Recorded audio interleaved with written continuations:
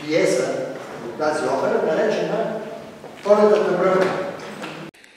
Идеята за спектакъла хрумна преди няколко години, когато аз написах една книжка за професионалния си път. Както знаете сега, всичко живо пише книги, ако не прави нещо друго. И понеже имах едно такова време, работих 3 години в Москва, като сътрудник в Културния институт.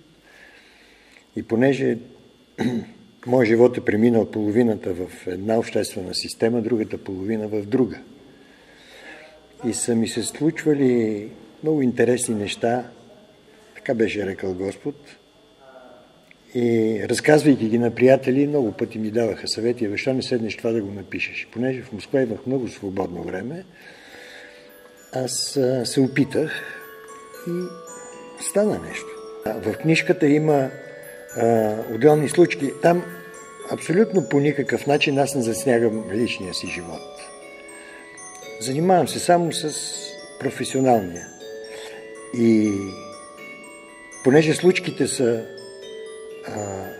много, аз съм избирал такива случки, които да са забавни, които да са интересни, особено от миналия живот, ще да кажа, от преди промените.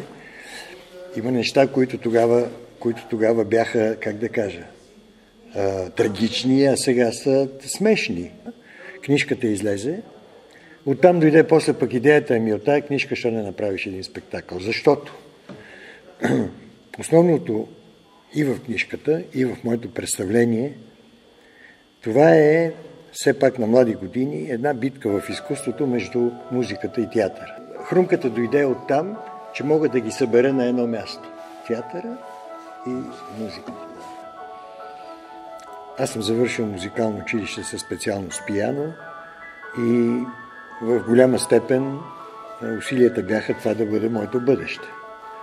Разбира се, тогава се ходеше в казарма и казармата спря това развитие. За да получа отпуск от Грудово, трябваше да се запиша някъде да кандидатствам. С пианото беше невъзможно, защото за 2 години то беше настрани. Кандидатствах в Витис беше тогава. Приехаме и от тогава тръгнах по този път.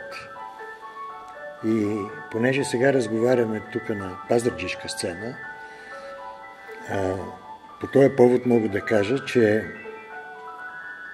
докато бях студент, това беше хита на България, театралния, пазарджишкия театър. И аз съм гледал няколко незабравими спектакли, които до голяма степен допринесоха така професионалния ми път да продължи в театъра. И сега съм малко така трепетен, че трябва да се показвам на пазарджишка публика.